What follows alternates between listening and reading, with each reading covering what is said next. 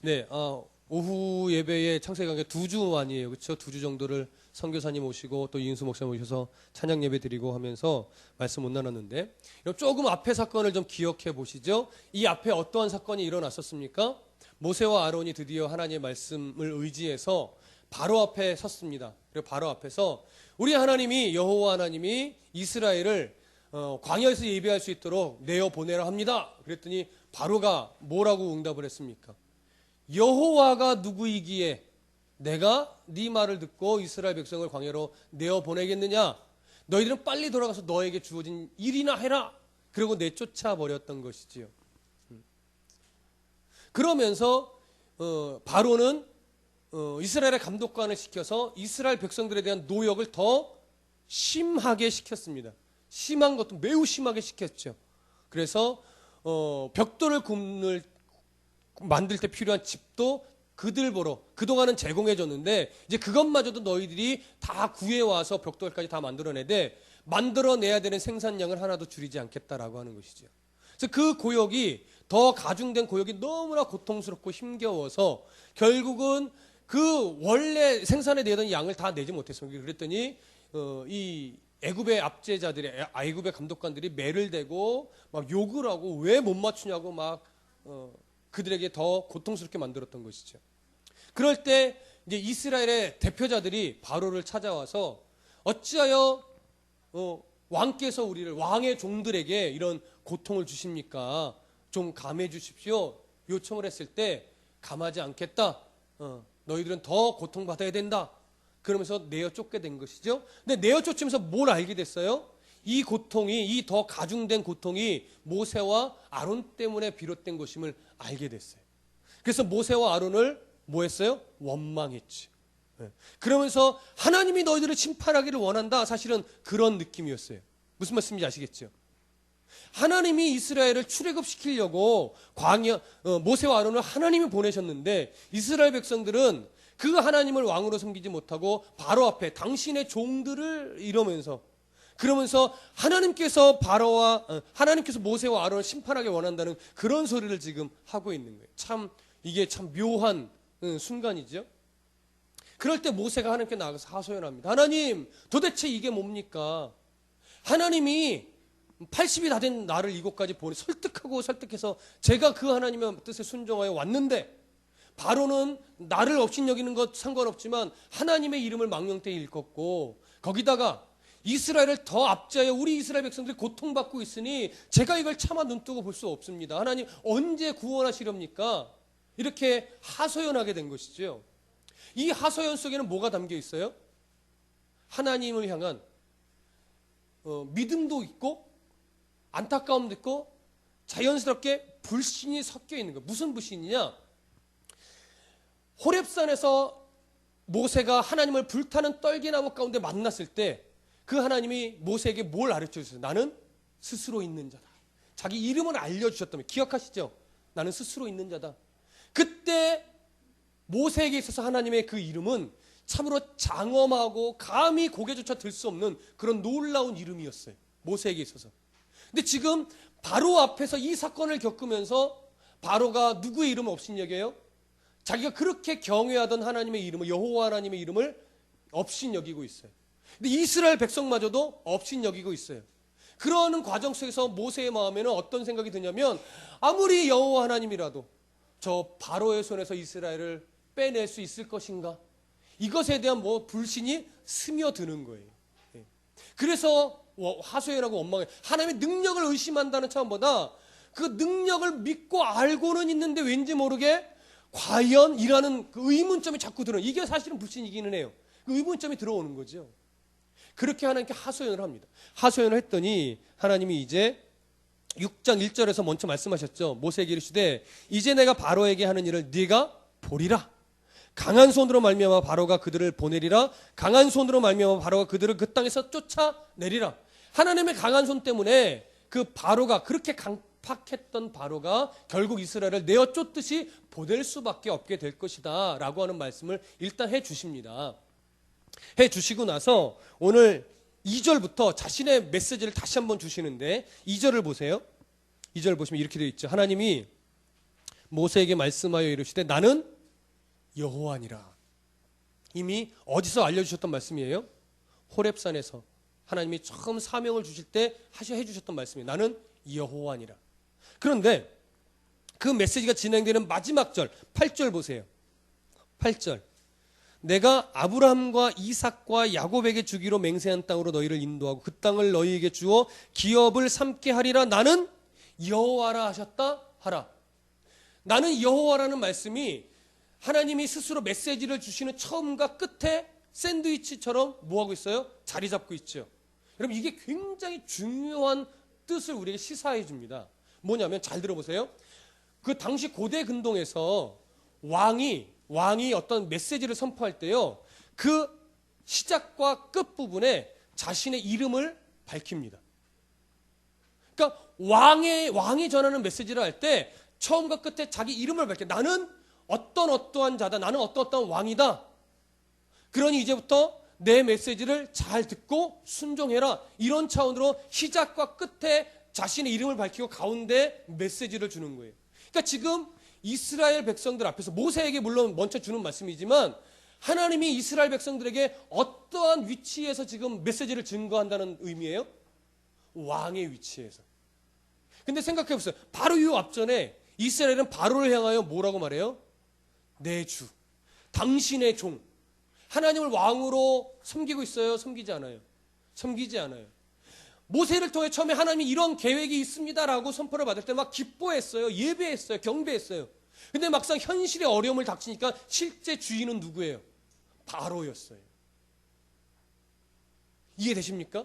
여러분, 저나 여러분들도 하나님을 섬겨요. 사랑해요. 하나님이 내 전부예요라고 고백한다고요. 근데 현실의 어려움, 고통, 고난이 딱 찾아오면 내 주인이 정말 하나님인가 싶을 정도로 내 믿음이 흔들린다고요. 그게 우리의 모습이란 말이에요. 아우 저런 이스라엘의 손가락질 할 게 아니라 그게 우리라고요. 그래서 하나님이 그런 우리를 너무나 잘 아시기 때문에 하나님이 늘 우리에게 요구하는 건 뭐냐면 너의 삶의 주인이 누구냐를 늘 요구하시는 거예요. 너의 삶에 네가 왕으로 모시고 있는 자가 정말 누구냐. 현실에서, 현 상황에서 네가 정말 현실을 초월하여 왕으로 섬기는 자가 누구냐. 지금 하나님이 그런 이스라엘 앞에서 자신을 왕으로 섬기지 않고 바로를 왕처럼 섬기는 그 이스라엘 앞에서 하나님이 왕으로서 지금 메시지를 주신단 말이에요. 그 하나님의 모습과 그 음성에 담긴 하나님의 얼굴을 보실 수 있으셔야 돼요. 자, 그래서 왕으로서 지금 말씀을 하시는데 그 첫 번째가 3절입니다. 3절 함께 읽겠습니다. 시작. 내가 아브람과 이삭과 야곱에게 전능의 하나님으로 나타났으나 나의 이름을 여호와로는 그들에게 알리지 아니하였고. 자, 이 부분이 굉장히 난해 구절이긴 해요. 신학자들이 이 구절에서요 아주 다양한 견해를 밝히는 게 사실입니다. 왜 그러냐면 나는 아브람과 이삭과 야곱에게 전능의 하나님으로 나타났으나 나의 이름을 여호와로는 그들에게 알리지 않았다라는 말씀이에요.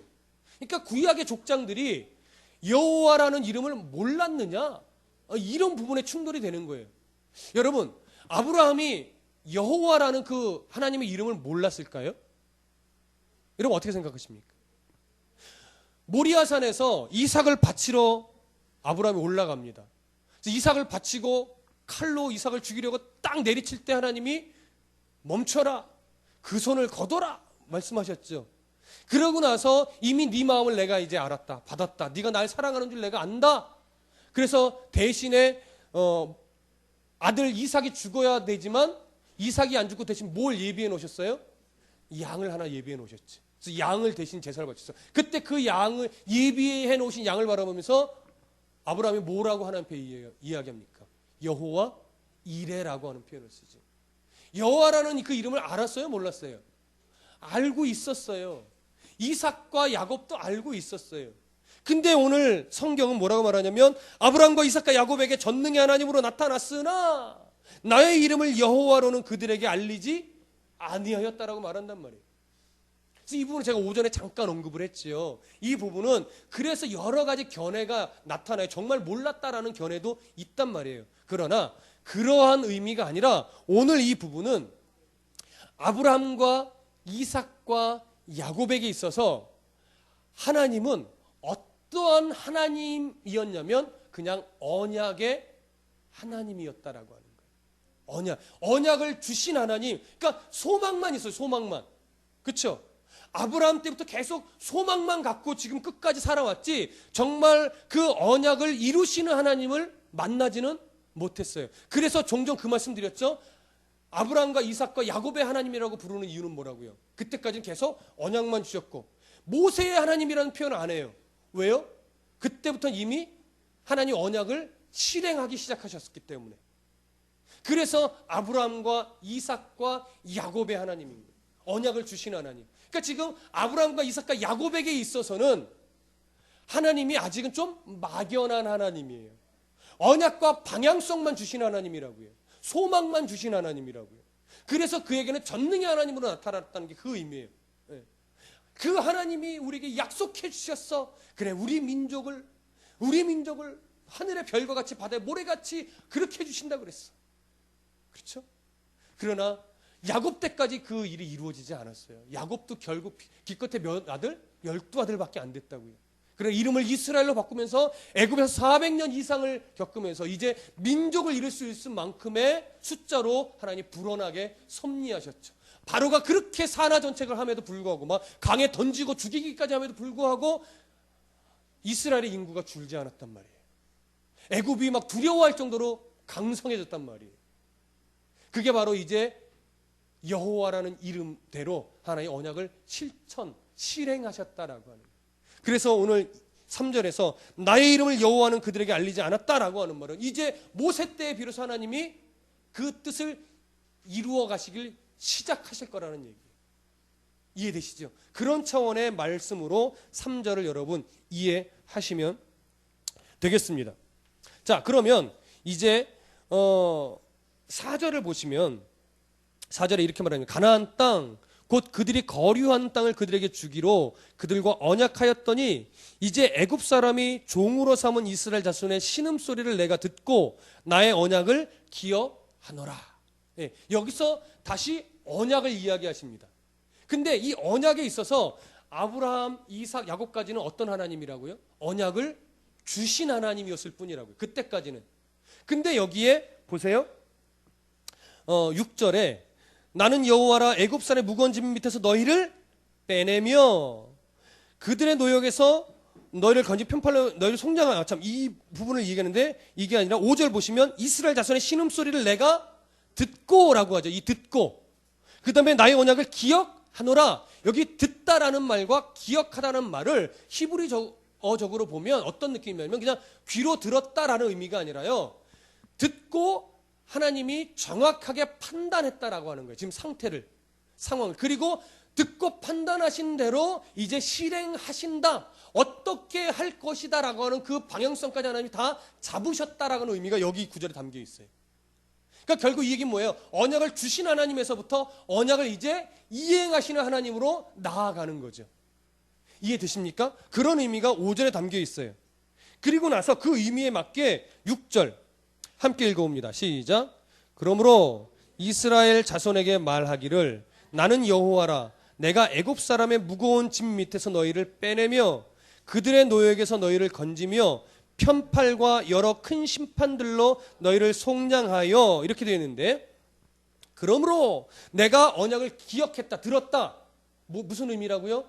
듣고 이제 판단했고 이제 실행에 옮길 것이라는 의미가 담겨 있다고 말씀드렸죠. 그러므로 내가 들었고 판단했고 이제 실행할 준비가 다 끝났으므로 그런 의미예요. 그러므로 이스라엘 자손에게 말하기를 나는 여호와라 내가 애굽 사람의 무거운 짐 밑에서 너희를 빼내며라고 되어 있죠. 빼내며. 이게 굉장히 중요한 말이에요. 지금 이스라엘을 빼냈어요? 안 빼냈어요? 아직 안 빼냈죠. 한글 성경으로도 아직 안 빼냈다는 어감이에요. 그런데 히브리어 성경으로 보면 이게 현재 형태가 아니라 완료형이에요. 느낌이 다르죠. 번역을 이렇게 하면 안 돼요. 너희를 빼내었고 이래야 돼요. 번역을 정확하게 하려면. 근데 아직 빼내지 않았어요.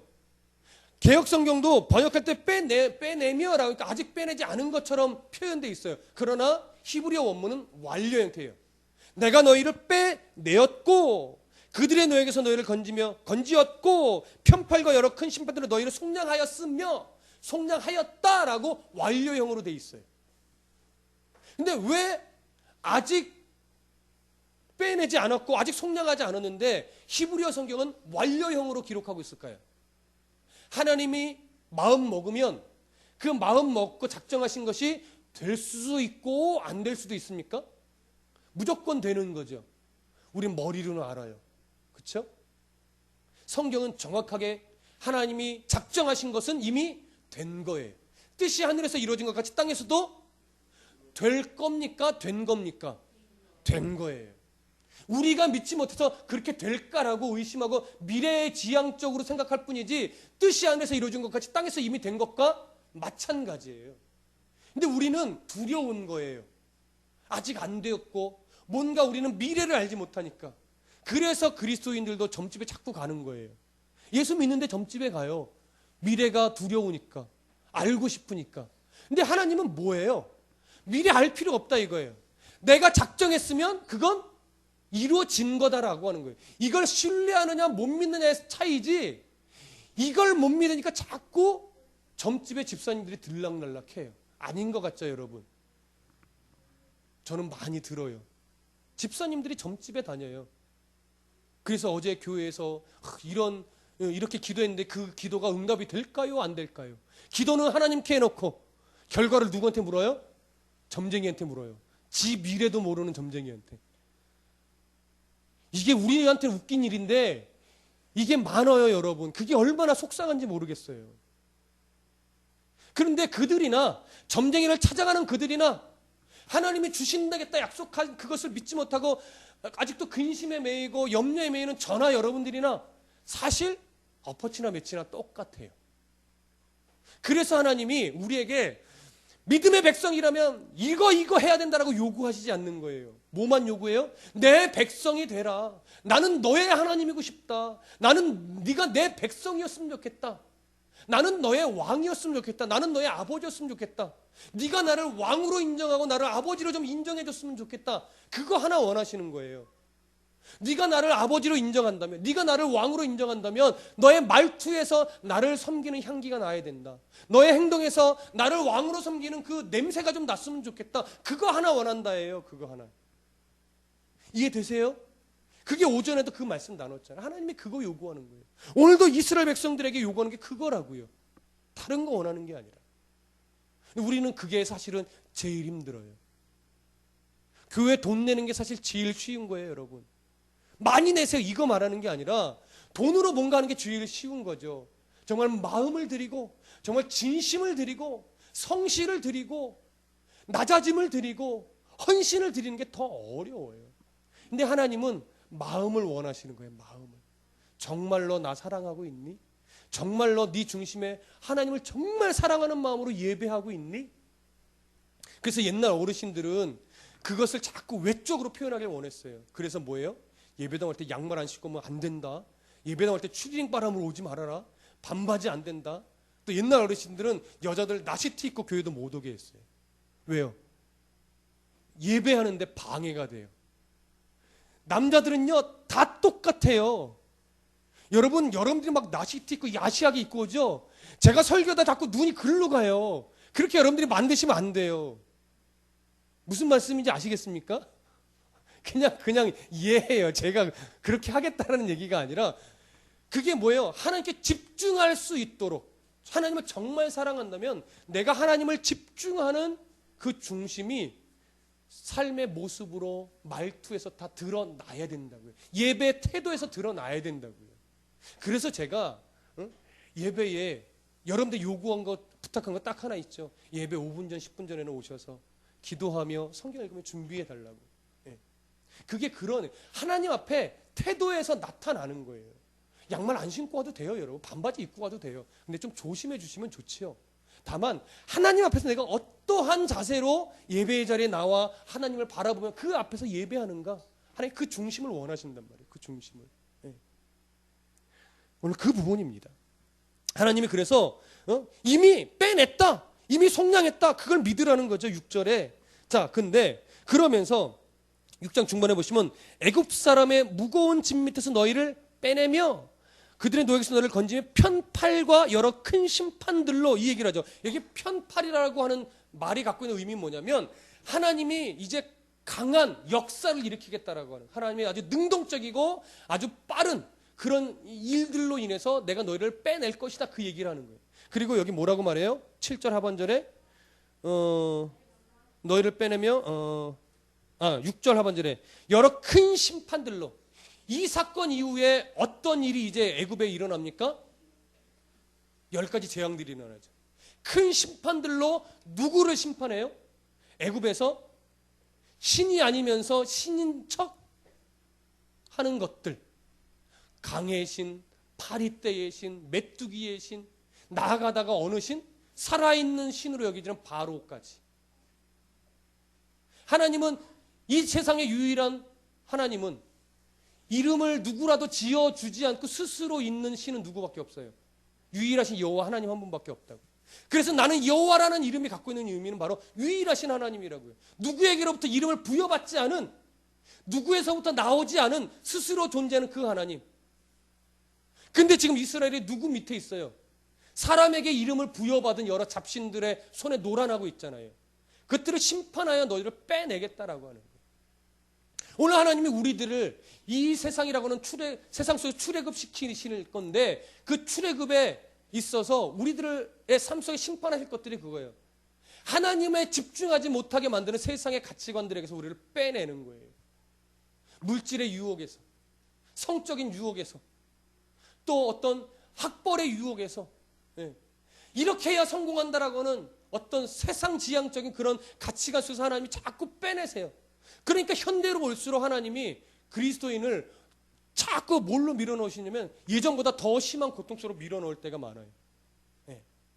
예전에는 그냥 어떤 정치적으로 압제하는 거였잖아요. 예전에는. 오늘날은 정치적인 압제가 아니에요. 생각의 압제, 가치관의 압제. 근데 그게 더 힘들어요, 여러분. 하나님 앞에 나올 때요, 무력으로 억압당하는 거는요, 오히려 더 반발심이 생기는데요, 정말 풀어주고 여유 있고 재물이 많고 막 그래서 성공지향적 인본주의로 갈 때 그 가치관이요, 하나님 앞에 돌아오기가 정말 힘든 그런 어려움이에요. 우리가 그런 시대 속에 살고 있어요. 그래서 저는요, 여러분들의 신앙이 걱정되는 게 아니라 사실은 우리 자녀들의 신앙이 제일 걱정돼요. 이미 여러분들은요, 아직 세상의 가치관보다 하나님을 아는 가치관이 더 많으신 분들이에요. 세대 자체가, 문화 자체가.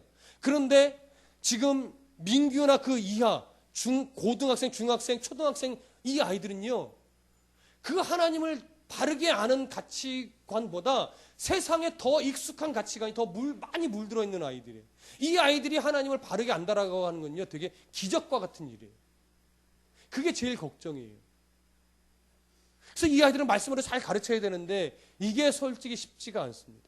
그래서 지금 우리 중학생 몇 명이 성경 공부를 저랑 청년들과 같이 하는데 이 아이들이 그래도 잘 따라와서 얼마나 감사한지 모르겠어요. 그 안에 정말 이 아이들이 빨리 하나님에 대한, 하나님 어떤 분인지, 하나님이 이 세상에서 어떤 가치로 살아가기를 원하시는지 그걸 정말 아주 깊이 있게 뿌리내릴 수 있는 중학생들이 됐으면 좋겠습니다.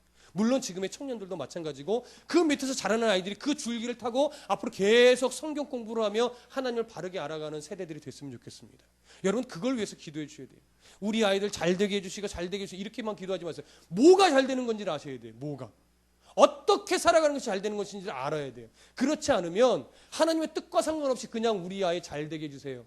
차라리 새벽에 정한수 떠놓고 비세요. 그게 더 나아요. 무슨 말씀인지 아시겠죠? 뭐가 우리 아이들이 잘 되는 건지, 뭐가 여러분이 잘 되는 길인지를 아셔야 된다고요. 중고등학생들, 청년들 마찬가지입니다.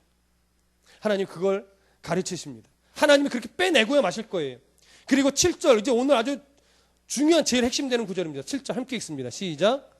너희를 내 백성으로 삼고 나는 너희의 하나님이 되리니 나는 애굽 사람의 무거운 짐 밑에서 너희를 빼낸 너희의 하나님 여호와인 줄 너희가 알지어다. 자, 이 7절이 출애굽의 목적입니다, 여러분. 출애굽의 목적. 뭐라고요? 다시 한번. 너희를 누구 삼고? 내 백성 삼고. 그 다음에 나는 너희의 하나님이 되리니 이것을 위해서 나는 애굽 사람의 무거운 짐 밑에서 너희를 빼낸, 여기는 번역을 잘했죠. 빼낸, 이미 빼낸 너희의 하나님 여호와인 줄 너희가 알지라. 이 세상의 수많은 거짓 가치관 속에서 너희를 불러내어 하나님을 섬기게 만들고 너희를 불러내어 하나님 예배하는 자로 삼은 그 하나님인 줄 너희들이 바르게 알지어다라고 하는 거예요. 그거 알도록 불러냈다 이거예요, 여러분. 그래서 여러분 지금 예배하고 있는 이 자체가 귀하다고 오전에 말씀드렸습니다. 그 이유가 여기에 있습니다. 하나님이 여러분들 포기하지 않으셨다고요. 포기하지 않으셨기 때문에 여러분 인생을 뒤돌아보세요. 하나님을 떠날 수밖에 없을 것 같았던 때가 얼마나 많습니까? 야, 내가 그때는 하나님을 떠났어야 맞는데 하나님이 나를 포기하지 않았기 때문에 내가 안 떠난 거구나. 이런 그거 돌이켜보시면 그런 상황들이 많다니까요. 야, 그때 내가 믿음으로 잘 지켰어. 천만에요. 그때 하나님이 날 포기하지 않으셔서 내가 하나님을 이렇게 믿고 있구나. 야, 그때 내가 하나님을 아예 버렸을 수도 있었을 상황이었는데 그때 하나님이 나를 놓지 않으셨으니까 내가 이렇게 믿고 있구나. 이런 그 상황. 우리 자녀들은요, 이야, 내가 그래도 예수 믿는 부모님 가정에 태어나서 이렇게 예수를 믿고 있으니 얼마나 감사한가. 이게 진짜 감사한 거예요, 여러분. 이 자리에 앉아있는 중고등학생 여러분. 정말 믿는 가정에서 태어났으면 좋겠다라고 나중에 고백하는 어른들도 꽤 많아요. 내가 믿는 가정에서 태어났었으면, 우리 부모님이 예수를 믿어 나를 위해 기도해 주는 부모님이었으면 얼마나 좋을까. 여러분, 이것이 소원인 사람도 참 많단 말이에요. 그러니 여러분들이 부모로서 이제 자녀를 위해 기도해 주는 부모가 되셔야 되고, 여러분들은 뭐예요? 나를 위해 기도해 주는 부모가 있다는 것에 감사할 수 있는 우리 학생들이 되셔야 돼요. 하나님이, 그러나 실망하지 말래. 하나님이 너는 내 백성 되고 나는 너희의 하나님이 되셨대요. 그래서 너희를 빼내셨대요. 이것이 얼마나 감사합니까? 다른 거 요구하지 않아요. 이것만 알라고 그래요. 8절. 내가 아브라함과 이삭과 야곱에게 주기로 맹세한 땅으로 너희를 인도하고 그 땅을 너희에게 주어 기업을 삼게 하리라. 나는 여호와라 하셨다 하라. 너에게 약속한 것을 주신다라고 하는 거예요. 여러분, 하나님은 여러분들에게 땅의 복도 주십니다. 분명히 주십니다. 제 설교의 뉘앙스에는 땅의 복이 전혀 없을 것 같은 뉘앙스가 굉장히 많아요. 그러나 땅의 복 주십니다, 여러분. 그러나 우선은 뭐예요? 우선 땅의 복은 못 받더라도 못 놓치면 안 돼요. 하늘의 복은 놓치면 안 된다고요. 하늘의 복을 놓치면 땅의 복이 의미 없어요. 근데 하늘의 복을 잡으면 땅의 복이 좀 없어도 우리는 모든 것을 가진 자와 같아요. 하늘의 복으로 만족하는 자에게는 하나님이 땅의 복도 주십니다. 그래서 우선순위를 좀 놓치시면 안 돼요. 자녀들이 하나님 말씀 안에 형통하여 하나님이 세상 쪽으로도 풀어가시는 거예요. 그러나 하나님의 말씀 앞에 형통한 자녀가 되면 세상 쪽으로 좀 안 풀어주셔도 그 아이들의 삶은 성공적으로 산다고요. 근데 하나님 앞에 형통하지 않고 땅에만 잘 되면 그것은 하나님 보실 때는 아무 가치 없는 성공이에요. 그래서 자녀들에게서도 우선순위를 좀 놓치지 마십시오. 뭐가 우리 자녀가 잘 되는 건가? 여러분, 바르게 분별하시고 여러분 바르게 아이를 위해서 기도하실 수 있어야 됩니다. 가족을 위해, 나를 자신을 위해, 자녀를 위해. 하나님이 여러분들 포기하지 않으신 것처럼 여러분들도 하나님의 마음을 알아서 뭔가 해드려야지가 아니라 내가 하나님의 자녀이구나, 이것만 놓치지 않고, 아, 하나님이 날 포기하지 끝까지 사랑해주고 계시는구나, 이것만 잊지 마시고. 그런데 내 삶이 자꾸 하나님을 잊어버리고 하나님 신뢰하지 못하는 쪽으로 흘러갈 때 그때 빨리 내 가슴을 치고 빨리 돌이키셔야 돼요. 아, 하나님을 신뢰해야 하는 게 맞지. 내가 왜 자꾸 이 환경 때문에, 이 마음 상태 때문에, 이 힘든 것 때문에 내가 하나님마저 놓치려고 하는가. 그거 여러분 절대 놓치지 마십시오. 그러면 끝내 이기리라 라고 하는 말씀이 있어요. 끝내. 여러분, 끝내 이기실 겁니다. 끝내 이겨요. 이거 놓치지 마세요. 하나님이 작정하셨기 때문에 빼냈다 라고 말씀하시는 거예요. 속량했다 라고 말씀하시는 거예요. 여러분, 지금은 두렵지만 하나님이 여러분들을 딱 붙잡고 계시기 때문에 하나님은 여러분들이 원하시는 대로 이미 이루셨어요. 그 이루심을 이제 우리가 그 이루신 길을 찾아가는 거예요. 그걸 잘 찾으려고 고난도 주고 어려움도 주고 고통도 줍니다. 지금 그 길을 잘 찾아서 하나님께로 방향을 잘 맞추고 나아가시는 성도가 되시기를 부탁드립니다. 기도하겠습니다.